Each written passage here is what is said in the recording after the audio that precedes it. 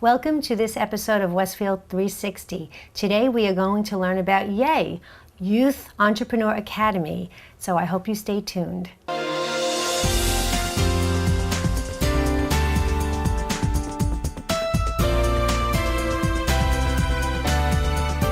Welcome Mitch, welcome Becky. I'm here with the program managers of YAY, Youth Entrepreneur Academy, which is a exciting new program that Mitch Beinhacker and Becky C. Schultz are co-managing and getting this program to be known in Westfield. So welcome. Thanks. Both of you are affiliated with the Greater Westfield Area Chamber of Commerce, and I understand that this program, YAY, is the first of its kind and being spearheaded by the both of you. So I'll just begin with you, Mitch, if you can give us a little bit of background as to what is YAY all about. Sure. The Young Entrepreneurs Academy is a program that was created in Rochester, New York, in affiliation with the University of Rochester and an entrepreneur institute called the Kaufman Institute. So back in 2004, the academy started in upstate New York, in Rochester, and they've been expanding. They only work through chambers of commerce. Okay. And up until now, they've been working in 59 communities. So we are the 60th community, but the first of its kind in New Jersey. From business plan development, pitching to an investor panel and obtaining funding, to managing media campaigns, e-commerce, and web development, to sales events and trade shows.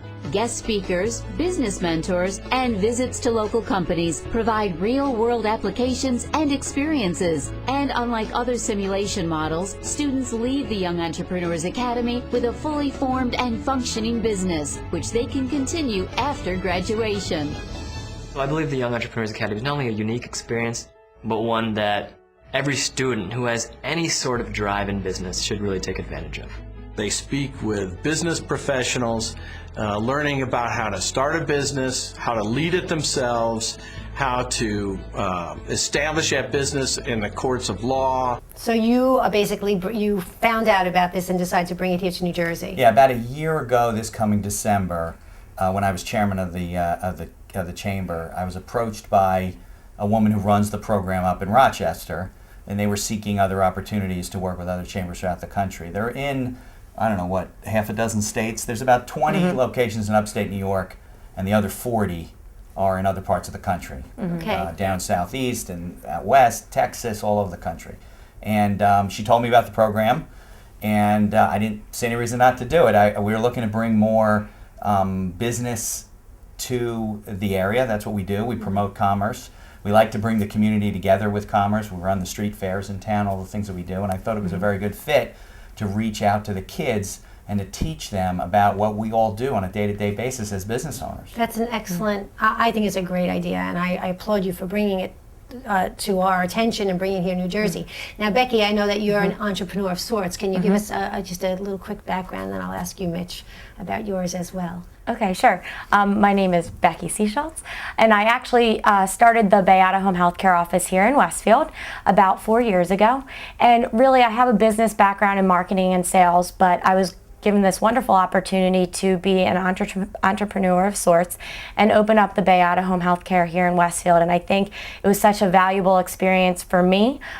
Being still somewhat young in my career, it was a very valuable experience. And I think that's what's so exciting about the Young Entrepreneurs Academy is that it's some skills and knowledge that they'll learn so early on in their lives that I think will be valuable no matter when they'll pull from the knowledge that they learn here in the YAY program. That's great, and it's not too soon. It's never too soon. No, it's never too soon. And I wish I had had the opportunity to take a course like this in high school, because I feel it might have given me that knowledge and prepared me for the business world ahead of time and prior to college. And that's a great, message, I think, that you'll be teaching with this program, because not everyone knows that they want to be a lawyer or a doctor or a teacher, but there are so many other avenues that you really don't know about till you get to business school or college or business school. So that's another, and I applaud you and thank you for bringing a young female face to the program and jumping on board with Mitch to help.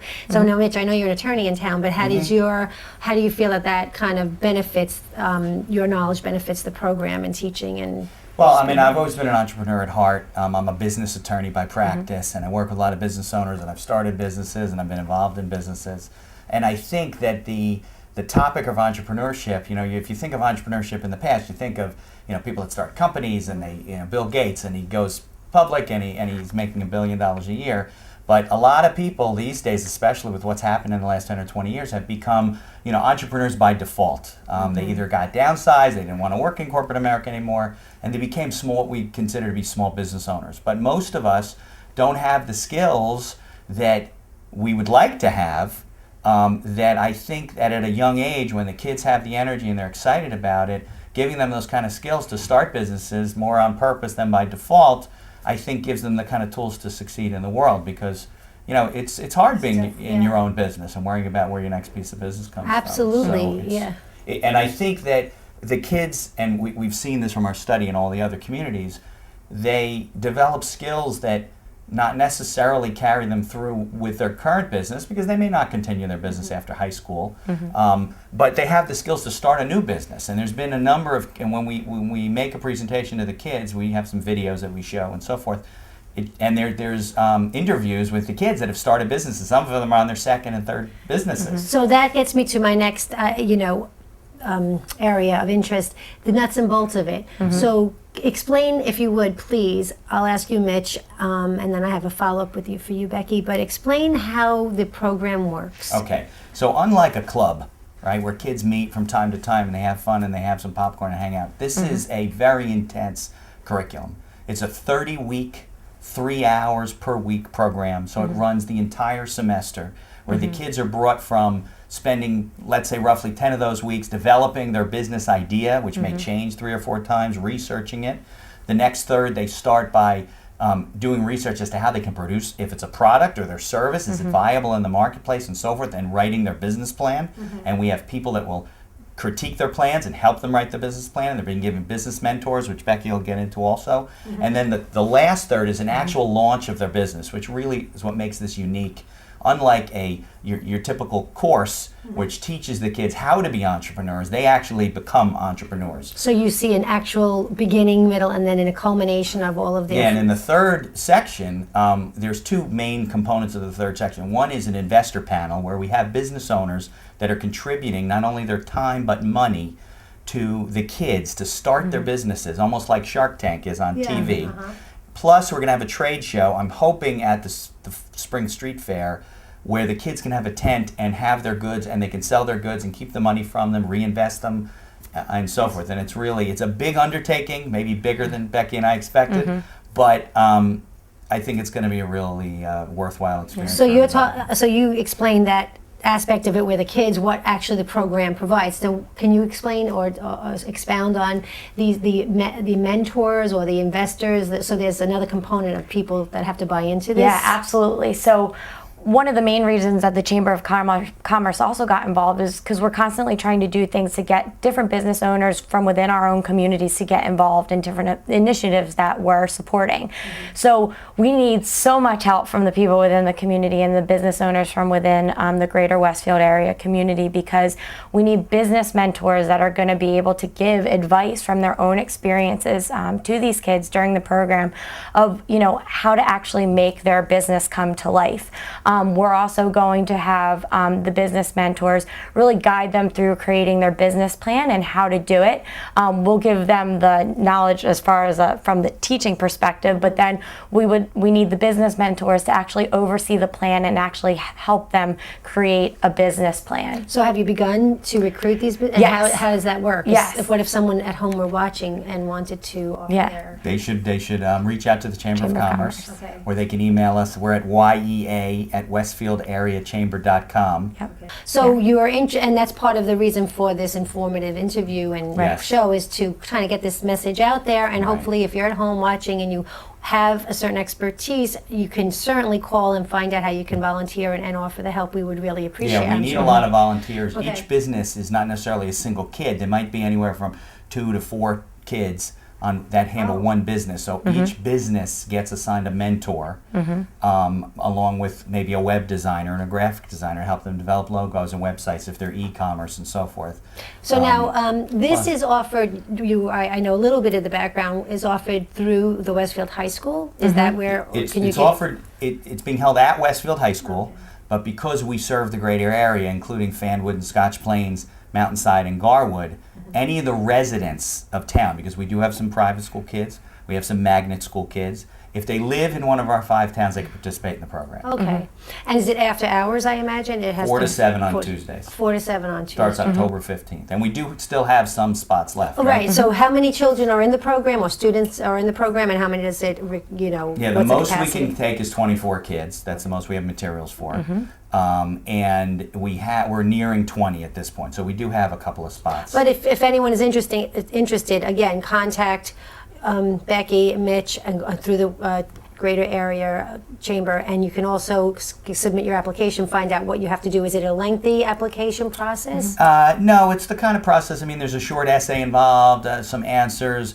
Usually the kids can get a recommendation and a transcript pretty quickly, but they are kind of up against time at this point. But I think they can get it done in a couple of days if they put their mind to it. And now there's someone involved as a mentor between the businesses, and can you explain a little bit about that? The business mentors? Yeah. You want to explain about the business mentors, how they work? Yeah. And also the person who helps facilitate the program at the school. Oh, the teacher. The teacher. Yeah. Okay. Yeah, well, the teachers are actually individuals from our community that have volunteered to teach there's 3 sections, so we have 3 teachers. Our first is Paul Hahn, correct?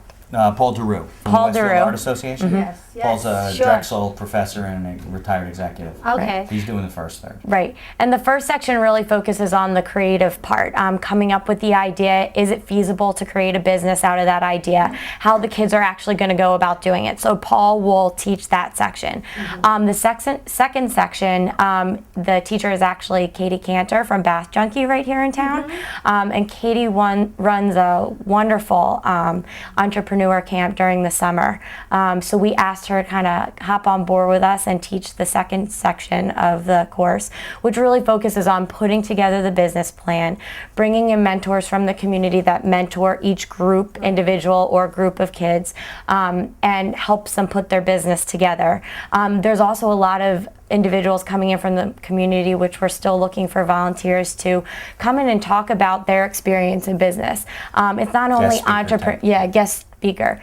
It's not only entrepreneurship, but the field of finance and accounting, and being in law, and being in marketing, and e-commerce. I would even think medicine. We Absolutely, we don't think that doctors have a business angle, but they really do. It's a business Right. like any other. This is excellent. Now, you're Right. finding that the level of interest is there? Do you Absolutely. Yeah. Oh, Yeah. People are excited, so excited. really? Oh, yeah. Interesting, because so does it mean capitalism is alive and well? People interested Well, I in mean, learning I about think this? that not only are business owners excited about it, but even the district itself, when we first started this program, there were some contractual issues because the girl from Rochester wanted certain things, and there's certain things that the district can and cannot agree to, and certain. So it took us a while to get through that process. But from the beginning, we had a meeting with the powers that be, and they said, we're in. This is great. We're looking for things that are more real world and practical for the kids, and teach them kind of skills that they, that they don't just get in the classroom. Now, do you they got to make find- the time commitment. but- This is a question that I think is applicable only now in the kind of climate that we're living in. Do you think that there are some young people who are going to look more to these practical skills rather than investing so much, time into other more traditional? I mean, this is traditional, but I guess the way that you're bringing this into the real world experience, not just in the classroom. So do you think that people are being a little bit more receptive? Are the parents receptive as well? Yeah, the Absolutely. parents are very excited. I mean, obviously there's 2 sides of it, right? There's developing skills that you can use for your life, and there's building your resume for college, and so on and so forth. But if you hear the stories that have gone on through some of these programs across the country of kids that have, there was a girl who, when she was a teenager, she developed a video for young kids to fight obesity and keep them in shape, and they're selling in 15 or 20 Wegmans throughout upstate New York. Really? Yeah, this year's winner, and you'll probably get into this anyway, but we take kids from 6th grade to 12th grade. Okay, so it's middle school and high school. And this year's winner, so the investor panel in the community chooses who they consider to be the best business. That business goes to a national competition up in Rochester, New York, with a parent, or with parents, depending on how many kids are involved in the business. And the winner of the national competition this year went to Washington, met Steve Forbes and some other business leaders. The winner, from my understanding, and I don't want to misspeak, but my understanding was a 6th grader from Texas and he invented a product that mounts in the back of a pickup truck for farming and so forth. And he's going to be on Shark Tank in November, the real Shark Tank. Yeah. This Brazoria County teen invented what he calls the rubber boot buddy. The idea was born out of the daily routine on his family's rice farm south of Houston. You plant the rice and then you got to flood it. And when you flood it, you have to go cut all the levees and make sure you got to pull the tarps up and stuff. And you have to have rubber boots for that. Normally, the muddy boots would be tossed in the back of the truck or sandwiched between the bed and the cab. Every time they were needed, Connor would have to crawl into the back and get them. Sometimes, though, he had to pick them up off the road when they flew out of the truck. He told his dad, there has to be a better way. Eventually, we made one out of steel, exactly like what he has now, but out of a different material. It made things a lot easier, especially for me when Connor wasn't there, because I didn't have Connor to jump up in the back of the truck. The rubber boot buddy is made to be mounted inside the bed of the truck or on a toolbox. It gives just enough room so the rubber boots can hang safely upside down. The design also allows for mounting on a barn wall, garage, or mudroom for easy access. While the idea may seem simple, it is getting some national attention. Connor entered the Young Entrepreneurs Academy through the Angleton Chamber of Commerce and his school. His creation won last year's Saunders Scholars National Competition. I was part of the program, and then we had to think of an idea, and I already had my idea. We had a contest here in Angleton, and if you win that, you go to New York. So I won here in Angleton, and then I went to New York, and then I won in New York, and I went to DC. I was really surprised. I was really That's fantastic. Very, very exciting. That is really exciting. It's so great that you guys are spearheading this, because I know it's a lot of work and you're doing this as volunteers. So, you know, Westfield always produces the most volunteer-minded citizens. So thank you for that. And I got to say, because we do service other towns, Yes. the response from the other towns has been fantastic too. I mean, you know, Garwood, we have our third teacher actually is from Garwood. He's a retired executive and teacher. He's teaching the third section. The schools have offered us transportation because we go on 5 or 6 field trips. Do you really? Yeah, we're hoping to go to some of the sports franchises. We're visiting restaurant franchises. We're going for, you know, kind of like not a makeover, but teach the kids how to dress professionally. Yeah, sure. So you're covering, so it's practical things and it's also big picture things, if I'm getting the... I hope that when this, sometime in the spring, when this all culminates, we'll have to reconvene and talk about, and maybe, I'm sure we'll have the winner, or a lot of the children, you know, the students. Sure, we'll have them on the show. Yeah, that would be fantastic. Is there any other type of outreach that you're doing in the community? Well, one of the things we need at this point, because as you can hear, the program's filling up, Right. But we do need financial support. So we're looking for more, and we're going to be looking for them throughout the semester, for financial support from people that are going to be a premier level sponsor, which starts at which tops out at $2,500, which includes involvement in logos and speaking, and maybe a field trip to their business. To as a low level as a base sponsor, or if they want to be in the investor panel, it's $500. So if you're home and if you're watching this and you're interested even in donating money, this is certainly a worthy cause. You know, it's always great. Our greatest resources, we all know, are our children. So if you can give and contribute in any way, time or talent or, you know, your money, people, this group, yay, would be very appreciative. If I had to ask you one thing you'd like the students to walk away with from this, and the mentors as well, because don't forget, I think it's a two-way street. Becky, what would you say? I would say I just want the kids to be able to walk away with the ability to do it over and over and over again, because that's the idea, is that they're going to learn the skills how to put together a business, but the idea is that they'll be able to go back and use them again and again, regardless of where they are in their lifetime. And I think that that's so valuable for all of them. And just, I guess, a little side note, because we didn't touch upon it, but I've been doing a majority of the interviews for the program, and the kids have been fantastic. I've been in awe of some of the kids that I've interviewed, just their excitement around the program and just how much they're looking forward to it. And the great thing about it is that they don't have an idea. They have no idea what they're going to do. But the idea is that they're excited to learn about business. And I think that that's really what's so important about the program and bringing it to the Westfield community. And the other towns as well, is that we're giving this skill set to our kids, which wasn't available before. Right, so nothing like this ever existed Yeah. in the area. Not in New Jersey, no. Yeah. So before I get your opinion, Mitch, Do you anticipate having a second season of this if it goes successfully? Oh, absolutely. Yeah, So, absolutely. so if you're interested, don't be hesitant to apply, because if there's a wealth of students, we can only, always use those names for the next round of interviews or round. And the we've next also, I've gotten program. questions from older students, if they're 11th and 12th grade, are there other kids in their age group, and it really seems to run the gamut. We have a few 7th, 8th, 9th, 10th, 11th, even 12th So it's grade. not predominantly one No, not at all. age group. No, not at all. And what do you want to see the kids walk away with? I just would like to see the kids be enthusiastic about the opportunity to be a business owner. I think it's a little daunting to some kids. They go off to college and they follow certain career paths, and I think that the opportunities are there and the creativity's there, and if you have the enthusiasm and you have the tools now, you put the two of those together, and I think it's not as daunting of a task. Like Becky was saying, if we had these skills when we were 20, coming out of college or whatever, I think we'd be in a different place than we are now. Well, I think you're both I think you're in a great place, but I think I might just try to audition for this, because there's a lot of things that you just don't know at all, and it broadens your horizons. If you might be a young person who's interested in, like I said, medicine or in the arts, this can only help with whatever you do with your life skills. Well, I want to thank both of you so much for your time and again volunteering and taking this to bring it to our community. I hope you enjoyed this episode of Westfield 360, and if you're interested in anything we've talked about today, please don't hesitate to contact us. This has been Joanne Nealon. Thank you.